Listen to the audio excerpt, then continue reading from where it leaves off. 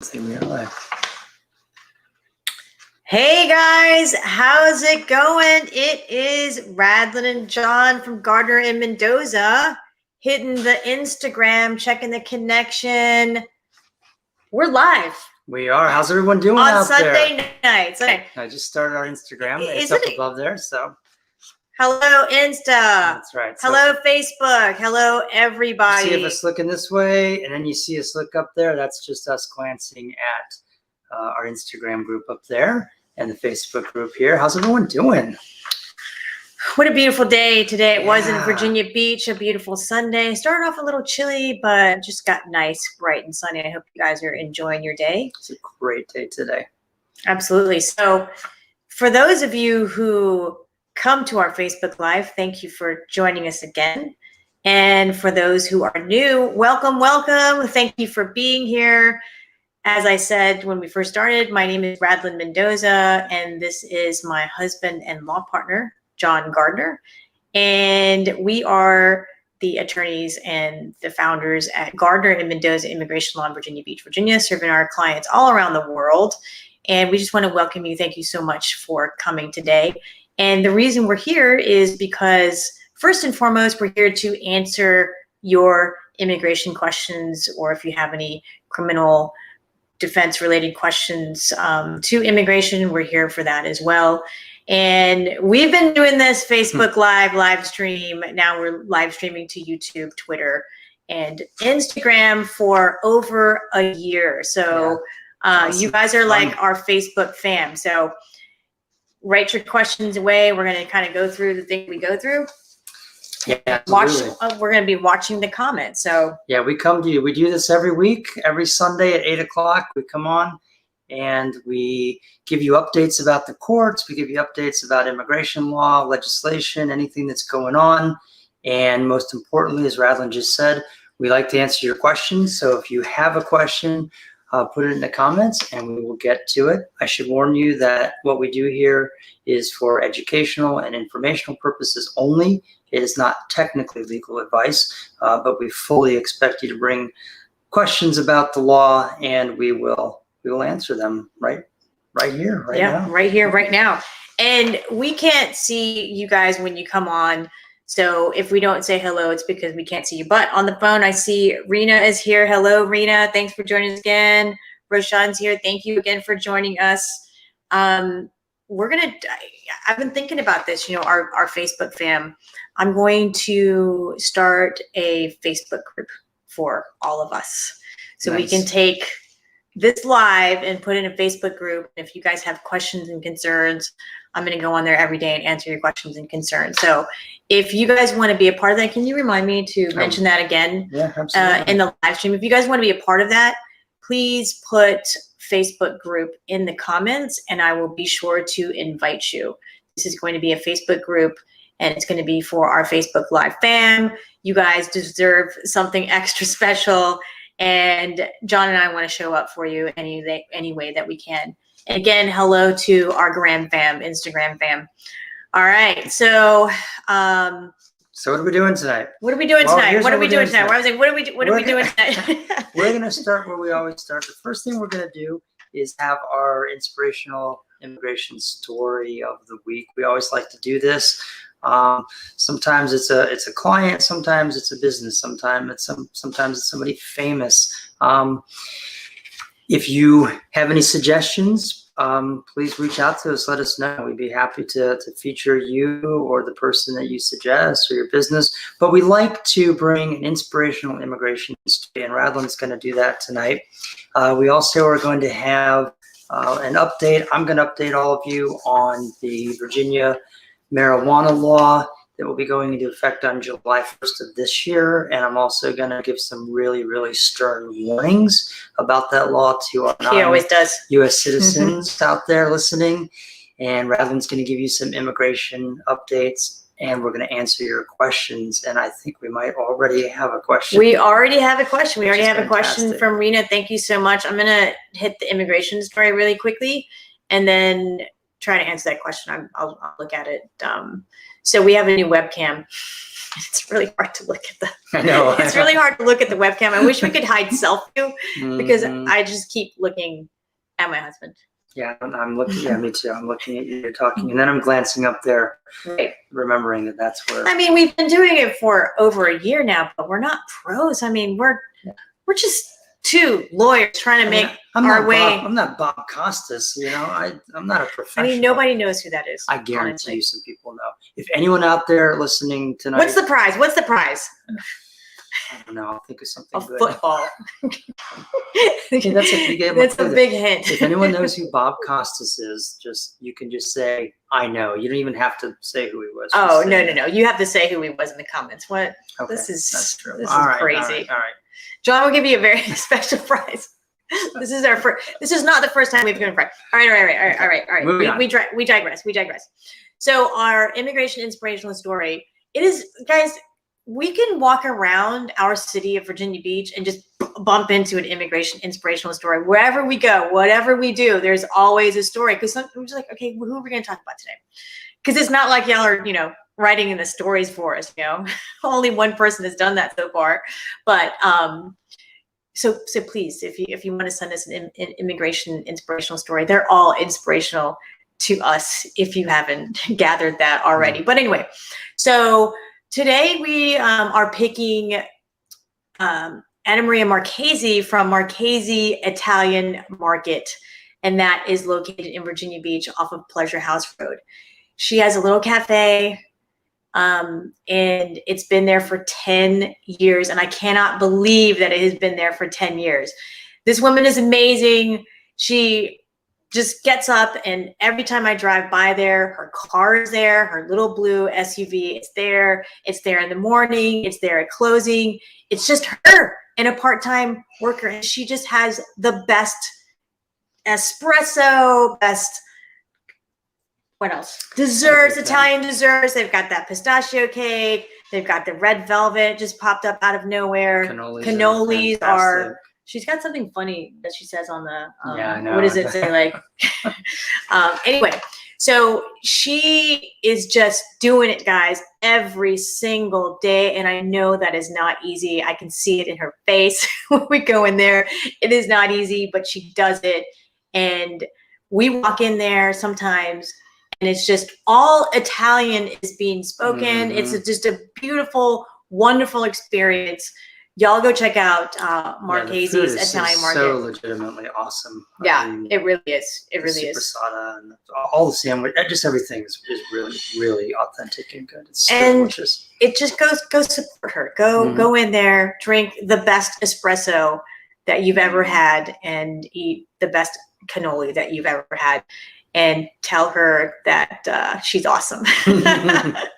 But I mean, there are a lot of small businesses out there. We absolutely love and support small businesses. John and I are a small business, and it's tough. It's tough, especially what she's doing, and she's doing it pretty much by herself because she's owner, she's operator, she's dishwasher, she's server, she's cashier. Y'all know what I'm talking about. So hats off to her and her amazing food, desserts, espresso. She is our inspirational immigration story and person for tonight. She absolutely deserves it. 10 years ago, Ray was a baby. We had a tiny little baby when we started going in there, and 2 little toddlers.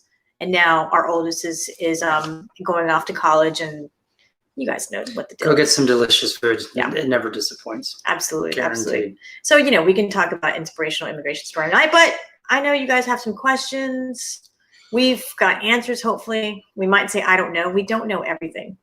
And John's going to give some updates. So let's just look up here. I think we don't have a question here. Miss Rita, good evening. She has a question. Let me just take a look at it really quickly. Just a minute. I'll just pop it up. I have a question. I submitted my application to update the record for my Social Security. I finally received my paperwork back with a new card. Does this mean I can finally apply for my passport? Yes, you can apply for your passport now. Absolutely. And I'm pretty sure that you could have done it even before updating your social security, because your social security number is the same, and you're updating it to let them know that you are a U.S. citizen. But I'm not, correct me if I'm wrong, but I don't think you have to do that before applying for the U.S. passport. Rena, if they told you something differently at your swearing in, let me know. Put that in the comments so I can not be saying the wrong thing up here. But I don't believe that that's a requirement. So go get that blue passport. Go travel. Well, hopefully you can travel safely anyway with COVID. But congratulations on everything. And report back to us if that's the wrong information. But I think that you could have done that anyway. But yes, you can go and apply for a U.S. passport. Yeah, the passport's a big deal. Do you notice how I take forever to answer a question? It could have just been a yes or no. Yeah, but you want to explain. Yeah. I also want to talk to Rena. Okay. All right. Let me. Rashawn loves the story. So inspirational. You guys are all inspirational. So please send us your stories. All right. You're going to go first with these marijuana updates. John loves to talk about marijuana. I love to talk about new laws, and I especially like to talk about new laws when I worry that some of my clients and our clients may get themselves into trouble. So I want to just explain what's going on here in Virginia right now, and then I also want to give some warnings, like I said. Okay, before you do that, can I say hello to some people? Yeah, absolutely. Elvia, thank you for joining us. Hi, BB's here. Sam is watching. Blue Bon's watching. Yeah, thank you guys. We love you guys. Thank you for making our Facebook lives, our stream lives, really fun and exciting especially when you ask questions. And I do, for those who are just joining us, I do want to let you guys know that we are going to start a Facebook group this week. So if you want to be a part of that Facebook group, then write Facebook group in the comments and I will add you. I'll send you an invitation. And what the Facebook group is, we don't like to put tons and tons of news on our Facebook feed. It just gets bogged down. People don't really want to see all that.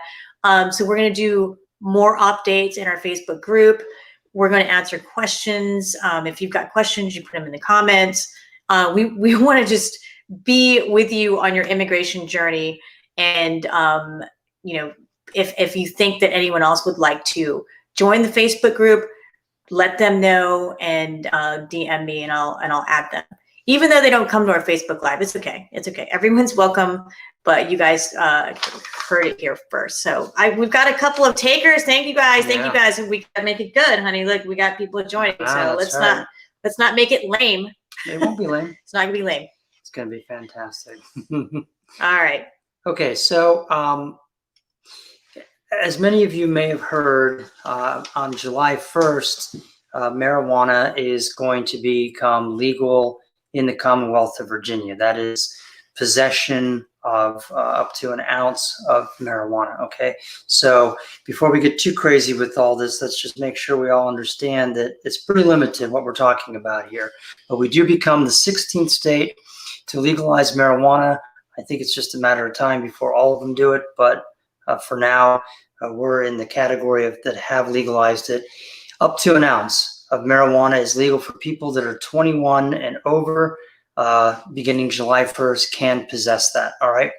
For those of you who do know a little bit about immigration law, 1 ounce is 28.35 grams, so it is under 30 grams, and that's going to become significant, and I'll get to that in a little bit. But in Virginia right now, adults caught with more than an ounce but less than a pound will face a $25 fine. Not that big of a deal, right? More than a pound is punishable, however, by 1 to 10 years in prison and a fine of $250,000. So that does become a serious problem, all right? But up to 1 ounce, if you're over 21 or over, then you can possess it. Folks that are under the age of 21 who are caught with marijuana will face a $25 fine, but they also will have to enter into a drug education program, a substance abuse program. Selling marijuana will still be illegal until January 1st of 2024. If you've been following the news, you know that in 2024, Virginia is actually going to become a full legalization state in the sense that there will be dispensaries that will actually be selling marijuana and that's a whole different thing. But as for now, you can possess it. All right. Starting on July 1st of this year, you'll be able to possess it. You also will be able to gift up to 1 ounce of marijuana to another adult. Okay, so you can't buy it yet, you can't sell it, but you can gift it. So be careful with that. It is also still will be illegal to consume marijuana in public or to offer to people in public. So you can't be smoking it on the street or handing it out to people. This has to be done privately. First offenses for that will be punishable by a $25 fine. A second offense adds mandatory drug treatment, and a third or subsequent offense becomes a class 4 misdemeanor.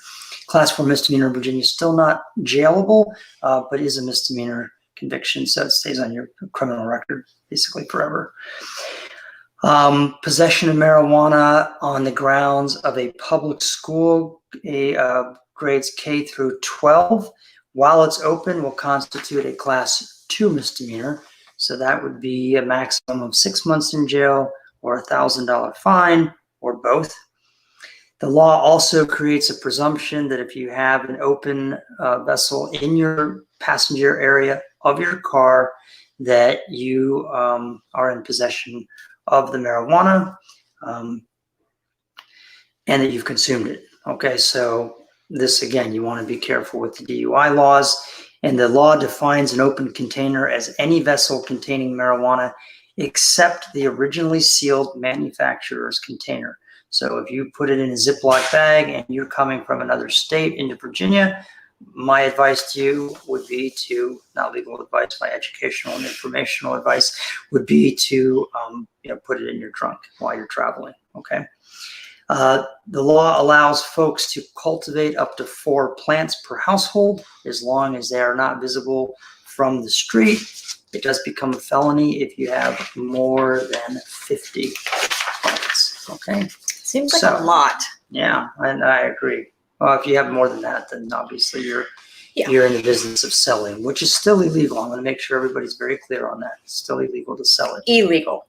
Illegal. Not legal. What did I say? You did say illegal. I just wanted to emphasize. I'm sorry. Here's the big warning, okay? The big warning is that under federal law, marijuana is still illegal, okay? So if you are a non-U.S. citizen, you really should stay away from marijuana because it could create some problems for you with your immigration status, okay? It's still not legal. I have some code sections here that I want to just get out there so that it's out there for people if you want to come back to this, or if you're an attorney listening to this and you want to refer back to this. So 18.2-250.1 is the marijuana possession statute in Virginia, and it does constitute, or it may constitute, I should say, a crime involving moral turpitude in some cases. But here's the really bad part. It can definitely cause a problem because it's a crime related to a controlled substance under 8 United States Code section 1227A2B, which can lead to your being deportable and or inadmissible to the United States. Okay, so for the purposes of the grounds of deportability, there is an exception for a single offense involving possession for one's own use of 30 grams or less of marijuana. Single possession. Okay, so if you have one possession, if you have a single possession charge and it's 30 grams or less, and as I said, remember in Virginia our law would fall into that because you can have up to 1 ounce, which is under 30 grams, then that would potentially help you dodge the bullet of being deportable. But here's the kicker. This exception does not apply to the controlled substance ground of inadmissibility under 8 United States Code section 1182A2 capital A. All right. So what that means is if you're a non-U.S. citizen and you have this conviction for possession of marijuana under 30 grams, you might not be deportable from the United States because of this possession conviction. But if you leave the U.S. and then try to come back in, you're going to be inadmissible. Yeah, let me tell you guys what that looks like, because we've seen it before. We've seen it with one of our clients, and what that means is you've got this conviction. It's, you know, less than 30 grams. It's in that case, it was a misdemeanor possession of marijuana. It's not a big deal, you know. And this client left the country to go visit one of his relatives. And when he came back in, like, oh, okay, you've got this problem. Well, sir, we can't allow you to come into the United States as a lawful permanent resident. What we're going to do is we're going to parole you in, and we're going to give you something called deferred inspection. So go report to your local immigration office. And at that point, you know, with CBP and USCIS was together. Was it USCIS back then or INS? Anyway, and in the same office. And, you know, my client reported, I was there as he hired me. He was like, hey, I got this problem. They're asking me to report because they didn't let me in as a lawful permanent resident. He had no idea what it meant to not be allowed in as a permanent resident. And guess what they did at that deferred inspection? They arrested him and put him in immigration jail for a couple of months until we were able to resolve his case. That's doable. I mean, they can do that under the law. It's mandatory detention. And that's what he got. And thankfully, he had a qualifying relative in order for us to file a waiver. If he didn't, then, you know, who knows what would have happened? He would have gotten deported. So that's a super important point, guys, that we're really just trying to put out there and just make sure people know that all these laws in the 50 states about marijuana, you know, if every single one legalizes it, it doesn't matter for immigration purposes. And this is so important until the federal government does. And it's so important what John's talking about, because, and he's talking about marijuana every single week, because it's going to be easy for someone who is not a U.S. citizen to fall into this trap. And we're going to see these cases, and it's not going to be pretty. And especially with the people who are coming back in with these tickets and whether they admit it. I mean, I just kind of see a real problem. So please be careful, guys. We don't want this to happen to you or anyone close to you or just anyone, because it's very, very uncomfortable for a young man who has never been in trouble in his whole entire life other than a silly marijuana possession to be sitting in jail, immigration jail for 2 to 3 months. And when I say immigration jail, I mean he's in jail with general population with everybody else. But it just, this is reserved, a part is reserved for people who have immigration violations. It's not a special jail for people with immigrations with everyone else. So please, please, please be careful, because that's just, it'll bite you, it'll come and bite you. And then for purposes of applying for citizenship, it can also be a problem. So citizenship can be a cure for many things. You know, if you have a conviction and you're not able to travel because of it, and we file for citizenship and we fix that. But the problem is that with marijuana convictions and tickets and whatever you're talking about, when you apply for citizenship, you have to show the amount of marijuana. Okay, you have to show that it was 30 grams or less. That's going to be impossible to do with these tickets. There's going to be, you're going to have to do an affidavit or whatever. I'm not even sure what we're going to have to do, because usually we're able to get the arrest record, and we're able to show from the arrest record, right, the amount of marijuana. But with these tickets, it's going to be harder to do. So just really just try to stay away from it. Yeah. And here, other than staying away, this would be my practice pro tip, if you will, if you're a lawyer tuning in or you're watching this at a later time. My advice to criminal defense lawyers is that if it's absolutely impossible for you to avoid the conviction, okay, you can't get rid of it, your guy's going to take, or your lady's going to take a hit, I would totally urge you to take advantage of the first offender program, okay? Under Virginia law, when it's a first offense, you can enter a plea, and then the case gets deferred, and then you come back after you've done treatment and stayed out of trouble, and the charge gets dismissed. But here's the critical part of that, okay, is make sure that when you do that, you plead your client not guilty, okay? Because we don't want to have an admission of guilt anywhere in the record. Okay, so if you have to have a marijuana conviction charge that can't go away, you want to try to do a deferred finding and enter a not guilty plea. Okay, there's a misconception out there among some attorneys that you have to enter a guilty plea or no contended plea to take advantage of first offender. You don't. You can plead not guilty to the charge and still ask for first offender. You can plead not guilty to the charge, have a full trial, and if the judge is inclined to find you guilty, at that point, ask for first offender. Okay, so that's tip number one. Is that when I say you're gonna have a conviction, because a deferred finding is still a conviction for immigration purposes, but if that's the way your conviction is gonna come down, I recommend that you plead not guilty so there's no admission of guilt, take advantage of the deferred finding, and then as Radlin was just saying, if it's possible, try to have the record reflect specifically, affirmatively, that the amount was under 30 grams, okay? Because that's gonna help your immigration lawyer later. If you can't do that, if it's going to be more than that, if it's a problem, then do the opposite. Then try to get it out of there and make sure that the language isn't there at all. Okay, that's a really great, because that's better than having it say that it was 65 grams or something like that. Okay, that's a really great great advice. Tip, sorry, not advice. It's a great tip to try to get the record to reflect somehow, on the back of a ticket or whatever, that it was. Yeah, this is going to be a problem. And so as the defense lawyer, you say, okay, there's no way we get around these facts. I can't get them to null pros the charge and drop it. Here's what we're going to do.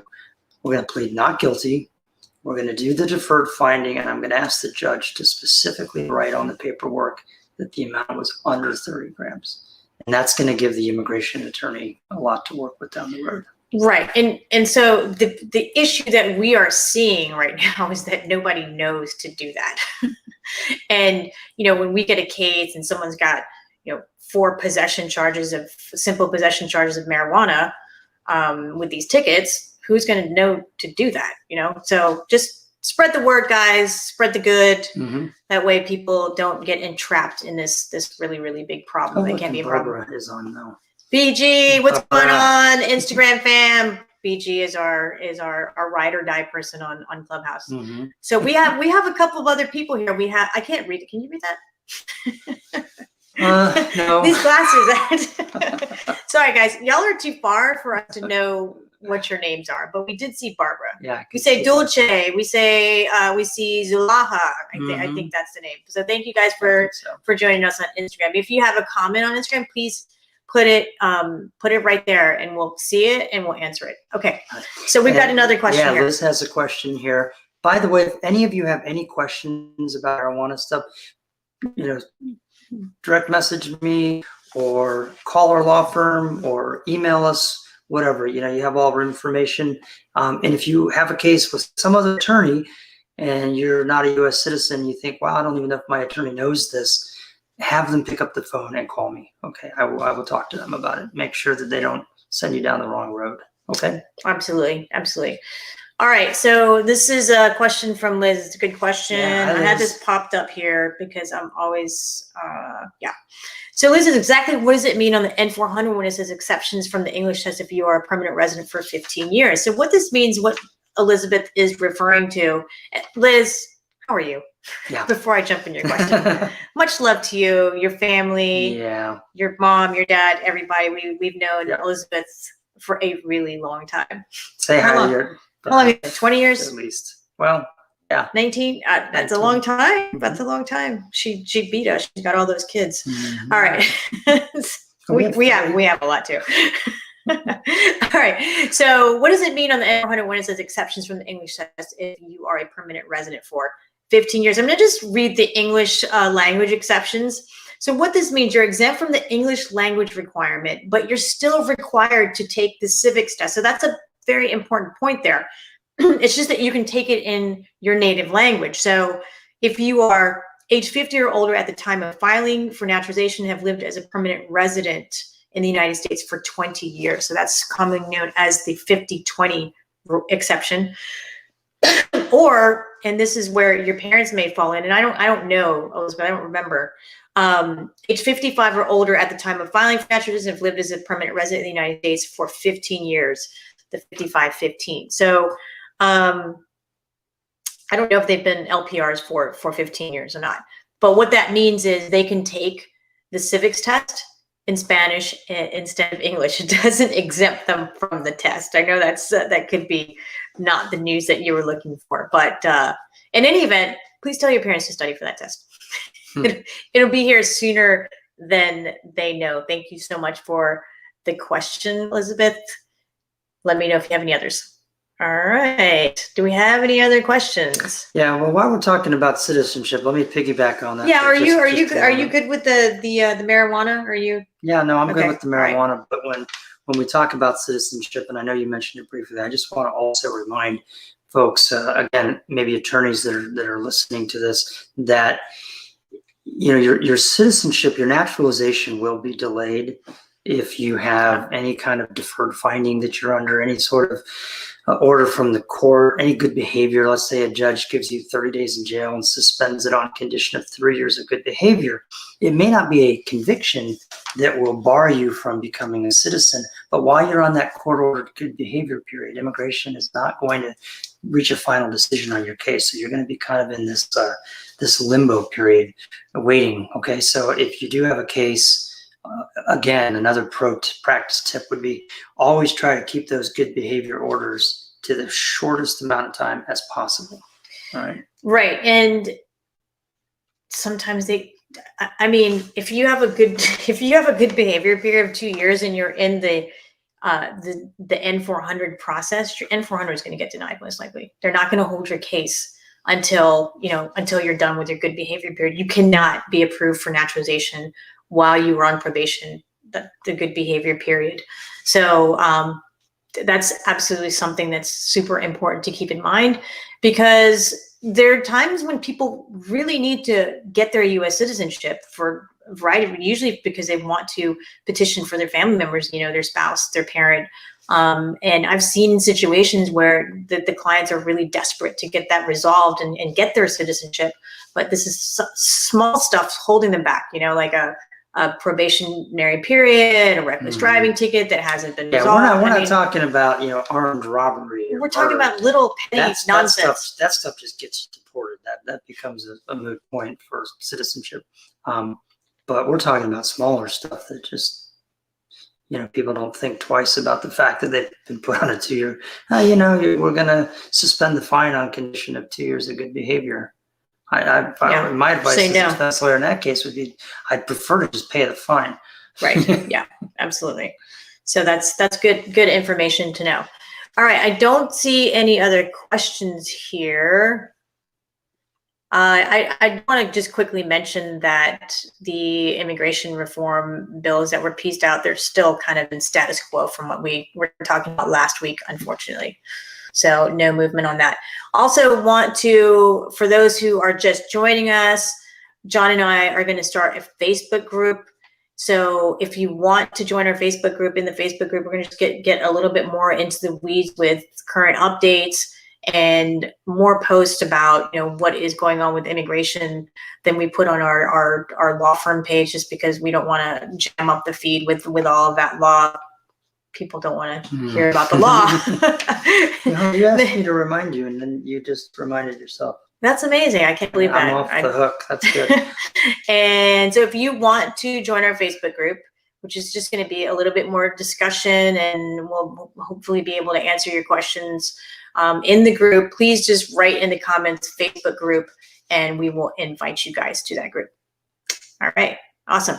Okay. So just with regard, just a couple of immigration updates, and I don't do tons of immigration updates anymore because a lot of it's kind of down in the weeds. Number one. Number two, we get a lot of questions, which I'm super excited about, and I love answering the questions. It's what I love to do most on Facebook Live, Livestream, YouTube, Instagram. But there are a couple of things, and one is a practice tip. So one of our clients just reported back. She's from a banned European country. So, we have these geographical bans because of COVID. and she's from a country where just can't come into the United States because of the geographical COVID ban. Specifically, she's from the Czech Republic. So what we've been telling our clients who want to come to the United States is to go to a third country and then come in. So she's the first client that actually did it and was successful. She went to the Dominican Republic for 15 days and then was able to come into the United States. CBP did not ask her any questions. They didn't give her a hard time. As you all may know, you have to have a negative COVID test prior to entering the United States, and she had that. She did point out, though, and this is interesting, so I love it when our clients give us feedback about what they've experienced because we're not there. She did point out that someone ahead of her in line was denied entry because she was not in the she was not out of the, she was not in that third country for long enough, and she said it was 2 hours. Like she was there for, I guess, not 14 days, but 13 days and 22 hours.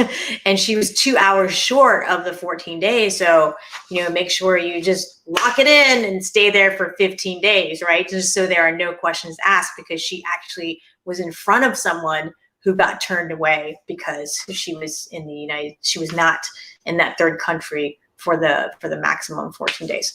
So that is my practice tip for you guys. I think it's a really good one. Barbara, you could use that one as well. Yeah, prepare your answers. Yeah. Be prepared to answer. Right. Correctly. Absolutely. So we also got a question in our DMs, and the question is I think something that a lot of people are wondering. So this person entered the United States on a tourist visa, and their I-94 is about to expire. What is it? It's the 25th. So it's going to expire, at the beginning of May. And the question is it too late to file for an extension? And the answer is no. So long as you file that extension of your tourist visa prior to the expiration on your I-94, you should be good to go.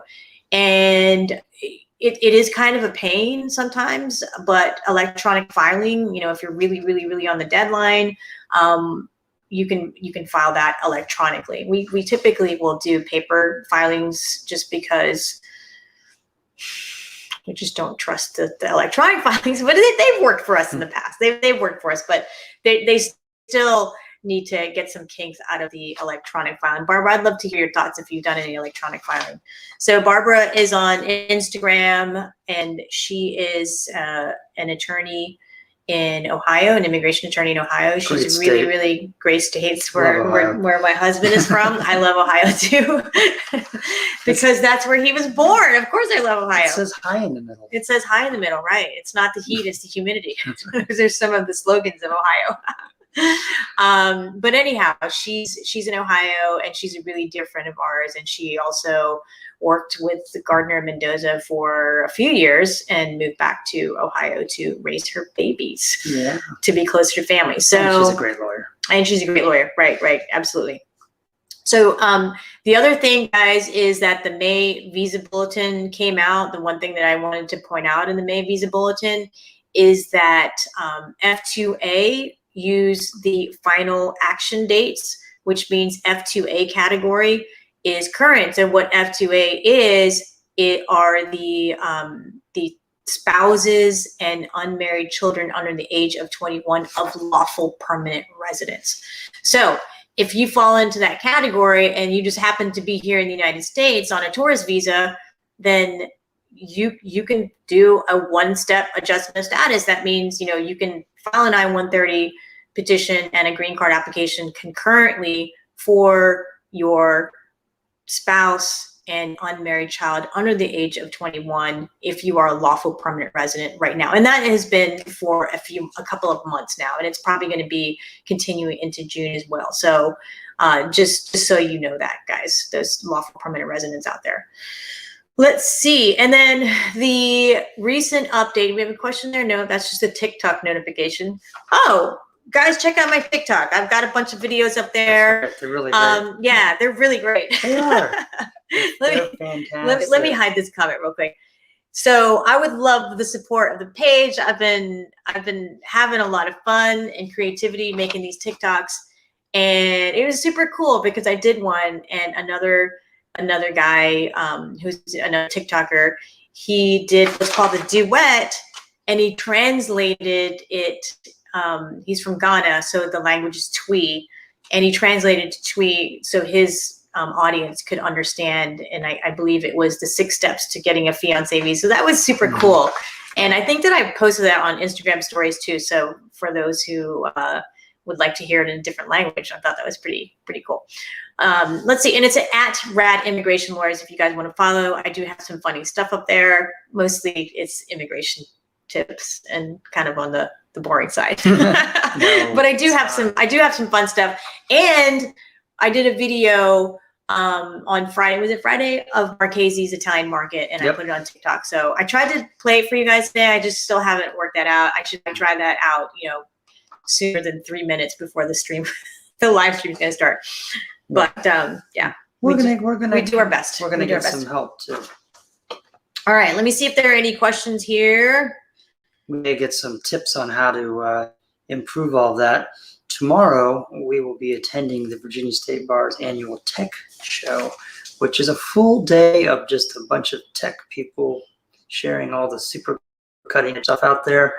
We go to it every year and we love it. Yeah, it's a lot of fun. Let's see, we've got Sue is watching. Hello, Aunt Sue. Nellie's watching. Thank you guys so much for joining us. Hi, if Sue. you want to jump into our Facebook group that we're going to start, please write Facebook group in the comments, and Instagram. Thank you guys again so much for your support. It's been a year and running, and we just have a good time doing Facebook Live, answering your questions. So the last immigration update that I have is that because of the humanitarian crisis in Venezuela and in Syria, so this applies to the countries of the citizens of Venezuela and Syria who are in the United States on an F1, the employment authorization requirements are going to be relaxed. And so you can work more than 20 hours a week. You can take a lighter school load than what is normally required.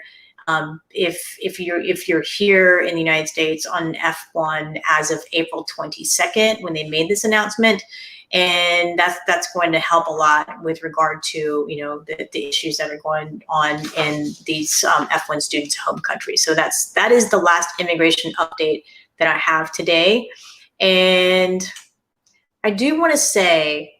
And I don't think we've said this in a couple of Facebook Lives, but y'all get your applications filed. Oh, that's right. We haven't been beating that drum. We haven't been. We got to beat that drum. I got to put my paper down to talk about this.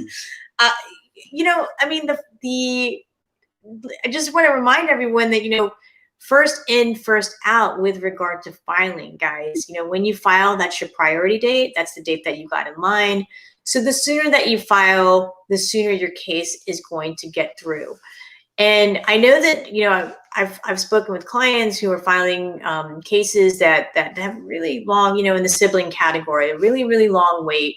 But the wait's always going to be there. It's not going to go anywhere. If you wait 2 years, you've just wasted 2 years of waiting because you're like, it's going to take so long. I better not do that. So please just file your case if you think that you're eligible and you want the benefit. File the case as soon as you can with anything, with the fiance visa, with I-130, with the N-400, all of it. Just file your case. And if you're not sure, there are a lot of people in our Facebook audience. They're not from the Hampton Roads area. Maybe you want someone who's local to you. Go find an immigration attorney. Go to Barbara in Ohio. If you want to go with someone who's geographically close to you, that's totally fine.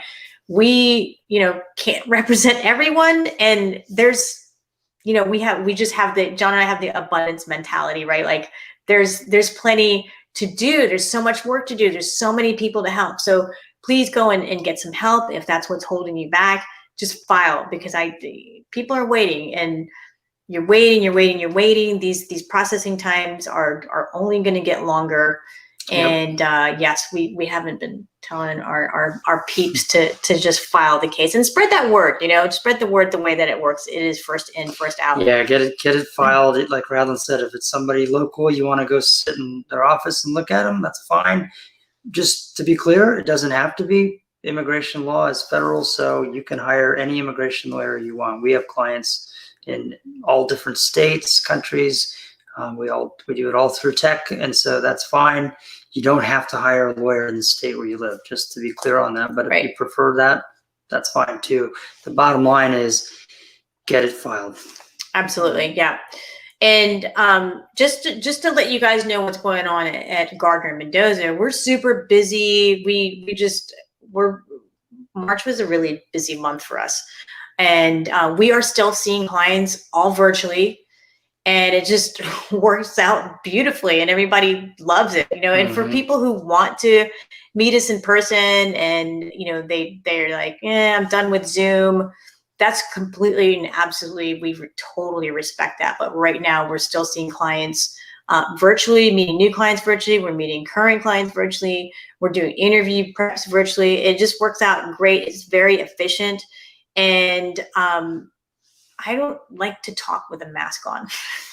And it's just hard for me to, just talk with that mask on and for people to, well, I don't know, maybe people understand me just fine with the mask on. But that's one of the reasons we're staying virtual, because I think that we can actually communicate better when we don't have the mask on and you can see our faces. Anyhow, any questions? Any questions? Right, because you have to, we do wear the masks in I have to wear a mask in court. Everyone's at the immigration office. Yeah, it is tricky. There's a lot of repeating. We're not complaining. We're mask compliant,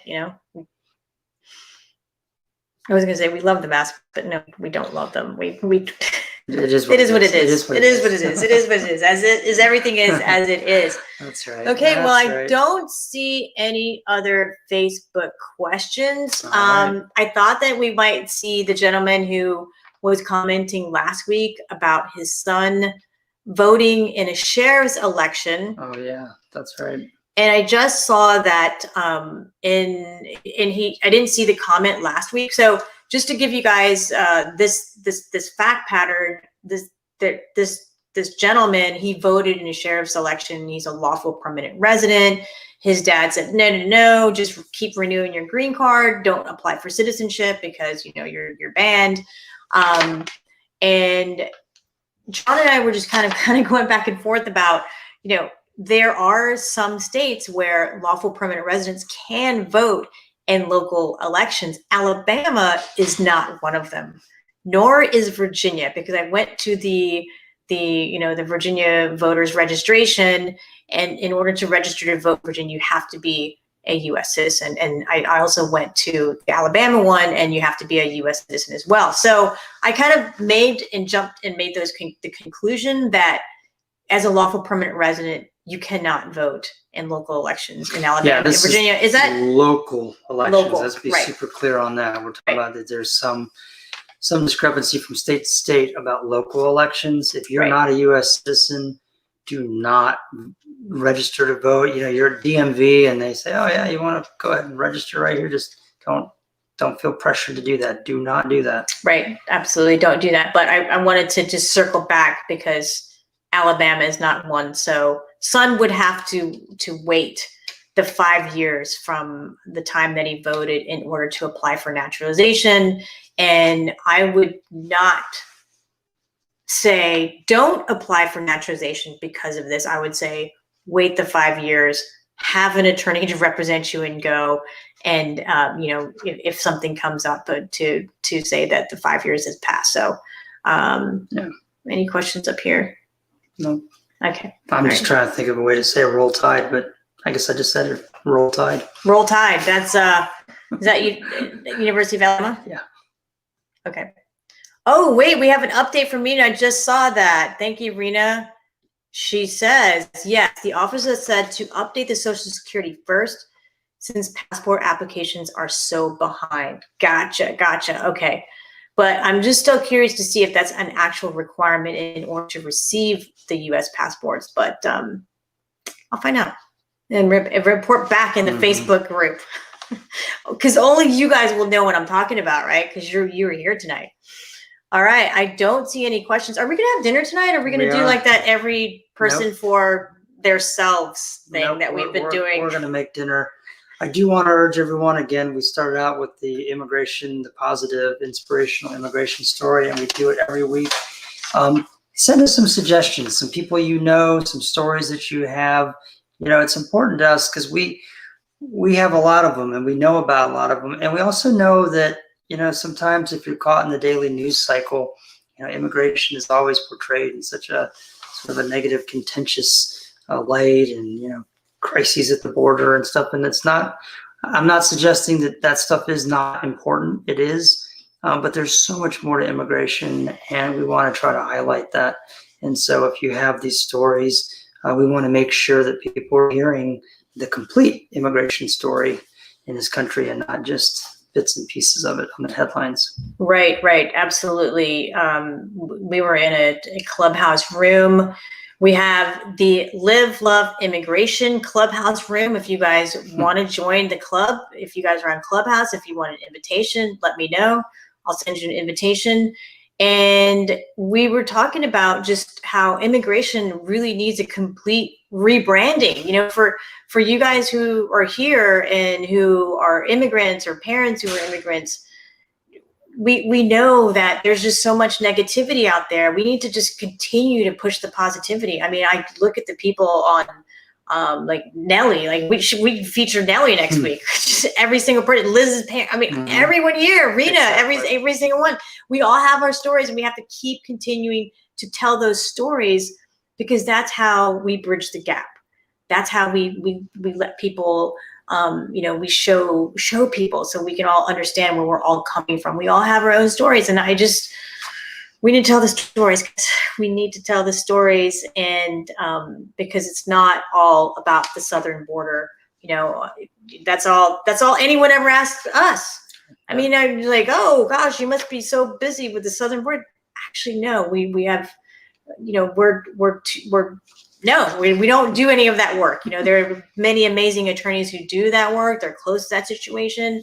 But John and I, we're not. We're here in Virginia Beach. We deal with lawful immigration, people who are trying to become lawful permanent residents because they got married, you know, a fiancé visa, applying for U.S. citizenship, doing an investor's visa, perm, H-1B. I mean, these are other types of immigration cases, right, guys? Like, we want to be able to say we work with extraordinary ability people. I mean, all over the place. It's all over the place. And all anyone ever wants to talk about is just the negative stuff. So thank you so much for bringing that up. Yeah, it's so important. It is important. So keep getting the good word out there, and send us your inspirational stories so that we can counter some of the negative news out there. Absolutely, absolutely. All right, gang. All right, so there are some chicken thighs thawing in the sink right now. Yeah. So we're gonna make those tonight, right? Yeah. We're gonna make those, or we're gonna do takeout. What are we gonna do?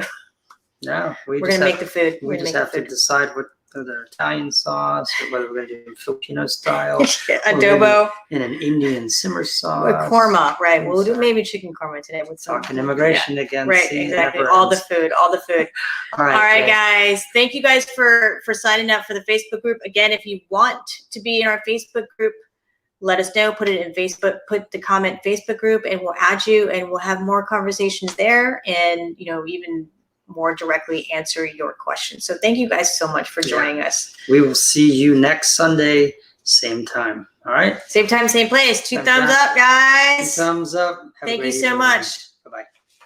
Bye, Graham fam.